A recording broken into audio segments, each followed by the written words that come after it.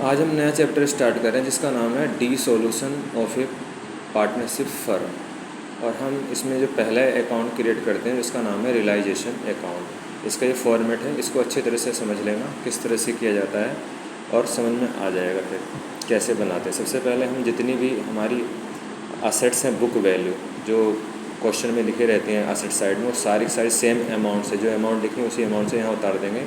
जैसे to land and building, to plant and machinery, to furniture, to stock, to debtor, to goodwill, to investment, ये सारी assets को हमने यहाँ उतार दिया डेबिट साइड में। अब इनको क्या करेंगे, मार्केट में बेच देंगे, सेल कर देंगे।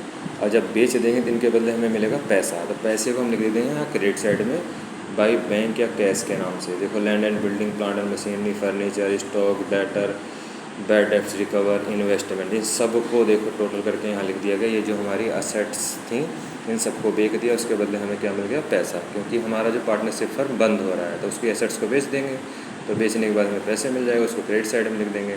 ऐसी लाइबिलिटीज़ देखो, ये सारी लाइबिलिटीज़ हैं हमारी। ये provision for doubtful debts, investment, fluctuation reserve, sundry creditor, bills payable, outstanding expenses, bank loan, bank overdraft, cash, credit account. उसके बाद इन सब का हम पेमेंट कर देंगे। इनको पेमेंट करेंगे तो हम पैसा जो हमारे पास आएगा असेट्स को बेच से, उससे इनका पेमेंट कर देंगे।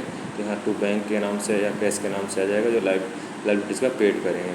क्रेडिटर का, बिल्स पेएबल का, आउटस्टैंडिंग का, बैंक ओवरड्राफ्ट का, ये सारा पेमेंट कर दिया हमने लाइबिलिटीज़ का, या असेट्स को हमने बेच के पैसे ले लिए। अगर कोई असेट्स इसमें से कोई पार्टनर्स स्वयं खरीद लेता है, ले लेता है, तो वो उसके नाम से आ जाएगी। जैसे यहाँ पे लिखा देखो बाई पार्टनर्स कैपिटल। अगर किसी पार्टनर से कोई असेट्स टेकन करा है, कोई भी इनमें से कर सकता है, land, building, plant, furniture, stock, वो भी लेगा, यहाँ पे उसका नाम आ जाएगा।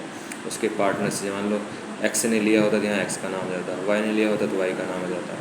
ठीक है, ऐसी कोई अगर हम एक्सपेंस करते हैं, से रियलाइजेशन एक्सपेंस किया तो रियलाइजेशन एक्सपेंस के नाम से आ जाता है।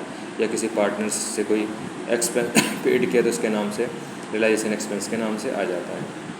उसके बाद क्या करेंगे, जब रियलाइजेशन के फॉर्मेट बनाने के बाद हम देखेंगे अगर हमारा क्रेडिट साइड का टोटल ज़्यादा है और डेबिट का कम है तो हमारा क्या आएगा, गेन आएगा, गेन, प्रॉफिट।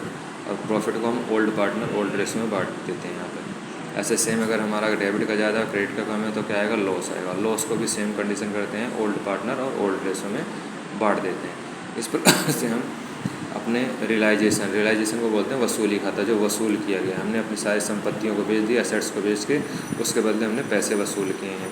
और फिर इन पैसों को वसूल करके अपने सारे लाइबिलिटीज़ को पेमेंट किया है यहाँ पे। और जो एक्सपेंस वगैरह है वो करने के बाद हमारा प्रॉफिट एंड लॉस कैलकुलेट हो जाता है रियलाइजेशन अकाउंट से। इस तरह से हमारा पार्टनरशिप फर्म बंद हो जाता है, पता चल जाता है कि हमें कितनी एसेट्स के पैसे आए हैं और कितना हमने अपने लाइबिलिटीज़ का पेमेंट किया है। ठीक है, ओके।